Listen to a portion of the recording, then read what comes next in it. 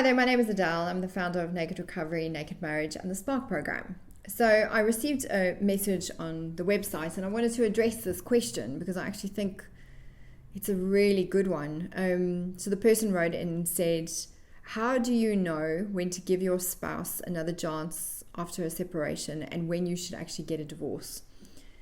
It's actually quite a difficult question to answer because it really, not knowing anything about your relationship, like whether you're in a healthy relationship that meets a lot of the kind of criterions for health is important. So I think I'm going to assume that your relationship does meet the criterions of health. And if you're not sure what that is, you should, book a call and come and check with us if you're worried if your relationship is on that kind of toxic line. But if your relationship is fairly healthy, but you've lost your way as a couple, I think divorce is such a traumatic experience. It's really hardcore trauma to go through. In fact, we call it a shame-based trauma. And I've spent a lot of my career really specializing on divorce and working with having it be as harmonious as possible for couples and for families.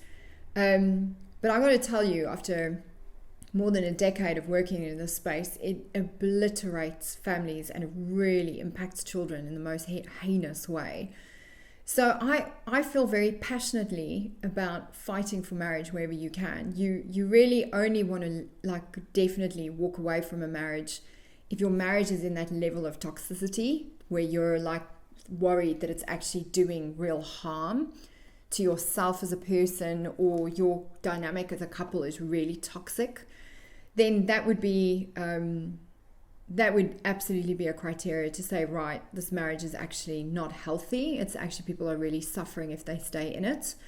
But in general, I think you should always give your partner or your spouse another chance to save the marriage, because our approach within the Spark program, we don't sit there and allow the couple to just kind of thrash it out as they whinge at each other once a week for an hour. I mean, for me, that's just like washing yourself in dirty bath water over and over again. I don't think that's healthy, and I don't think that's particularly good for people.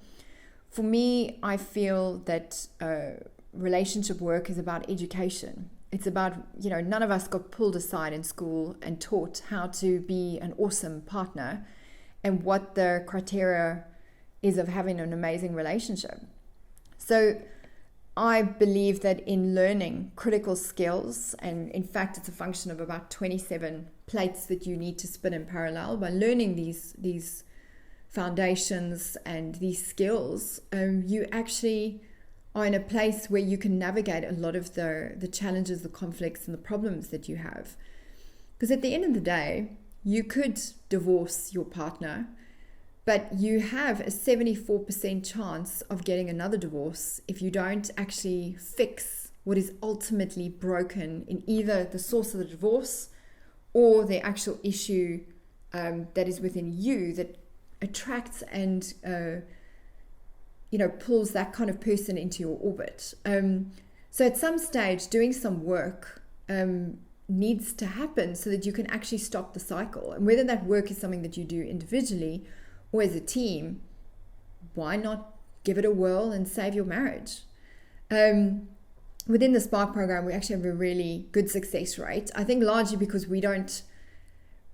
I think that bad environment and bad atmosphere can really kill relationship counseling. It's just awful.